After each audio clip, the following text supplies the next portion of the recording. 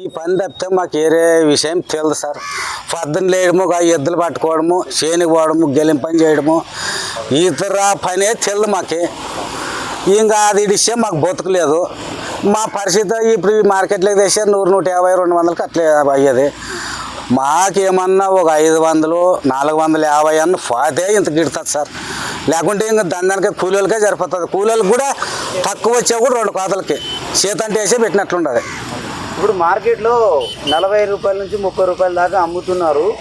ఇప్పుడు మీ దగ్గర ఎంత 10 రూపాయలు కొంటున్నారు అంటే వీళ్ళు దళాలు దోచుకుంటున్నారు, ఎవరు దోచుకుంటున్నారు? అది చూడు సార్, మరి దళారులకే మా మచ్చికాయ మార్కెట్లో పెడుతున్నాము. వాళ్ళు ఇష్టం వచ్చిన కాటికి తీసుకొని పోతున్నారు. ఇంకా అక్కడ ఎట్లా నడుస్తుందో పే మార్కెట్లో మాకేం తెలియదు. మాకు ఇంకా అక్కడ ముందరికి ఏది ఉండేది కూడా తెలియదు. మా పొద్దున్న చేనులో పడి కాసి తెచ్చి ఇటు వచ్చి కాసి తెంచుకొచ్చుకొని ఇటు మార్కెట్లో అమ్ముకునేవాళ్ళు. అది నడుస్తుందో నడదో.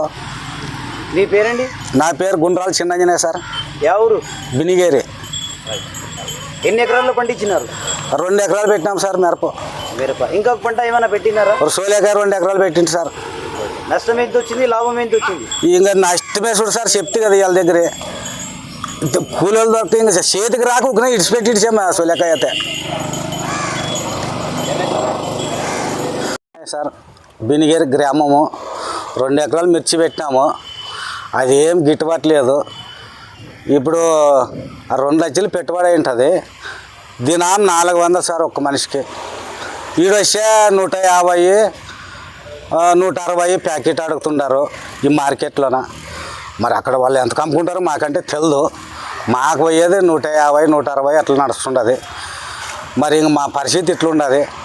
ఇప్పుడు మరీ వర్షం ఎక్కువ కాసి ఉన్నిని కూడా కుళ్ళిపోతుండవి. మాకు అంతా నెత్తి మీదకి వేసారు సార్. మమ్మల్ని ఎవరు ఆదుకునే వాళ్ళు లేరు. యా ప్రభుత్వం వచ్చినా కూడా మమ్మల్ని ఆదుకునే గవర్నమెంటే లేదు. ఇంకోటి సార్, సోలేకాయలు కూడా 2 ఎకరాలు వేసింటి. 2 ఎకరాలు వేసింటే కూడా ఇప్పుడు ఈ పత్తులు అవి శాలవాయ కేజీలకి 400 కూలి అంటే కూడా ఒక్క మనిషి దొరకలేదు. అవి ఒకరిద్దరు చేసుకునేవి కాదు. 45 ప్యాకెట్లు అయిన ఇడిసే పెట్టాము. ఇంక దాన్ని గడ్డి పడి తెంచుకునే చేత కాక కూలీళ్ళు ఎవరు దొరక ఇంకొకనే నెత్తి మీదకి వచ్చినట్లే సార్. వాళ్ళు మరి పెట్టుబడి పెట్టి పంట పండించి మా పరిస్థితే బాగలేదు. అదంతే. 15 రూపాయలు కేజీ పత్తి పోతున్నారు అందరూ.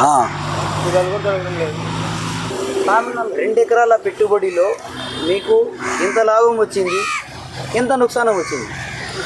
లాభం అంటే ఇంకా ఇంతవరకు ఏం చూసలేము చూడు సార్. దందానికే కానీ ఇంకా లోతుకే పోతుంటుంది. ఏంటి ఇడిచిపెట్టలేక అట్లే పెంచుతున్నాము.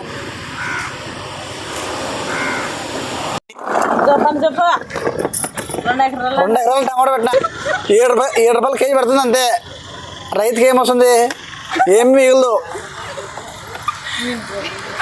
ఏమన్నా మాకు ప్రభుత్వం ఏమన్నా ఇస్తే ఇన్సూరెన్సో లేదంటే కరువు, మరి ఇంకా ప్రభుత్వం ఏమన్నా ఆదుకోకపోతే ఇంకేం లేదు మంది పరిస్థితి. ఇది ఈ వర్షాలు ఇట్లా పడుతున్నాయి. ధరలు లేవు. పేరు ఏదో గిట్టుబాటు ధర అని వస్తా అంటే టమాటాకి గిట్టుబాటు ధర కూడా లేదు.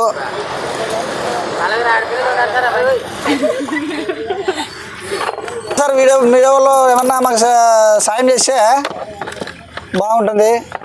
మరి ఎట్లయితుందో మరి మీరు చేయండి. ఎట్లా ఒకటి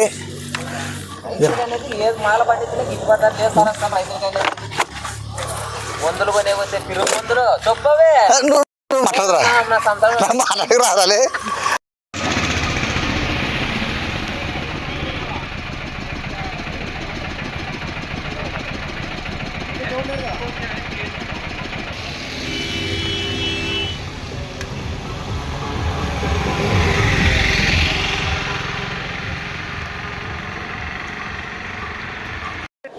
ఎకరా వేసినాను సార్. ఎకరా టమాటో పెట్టినాను.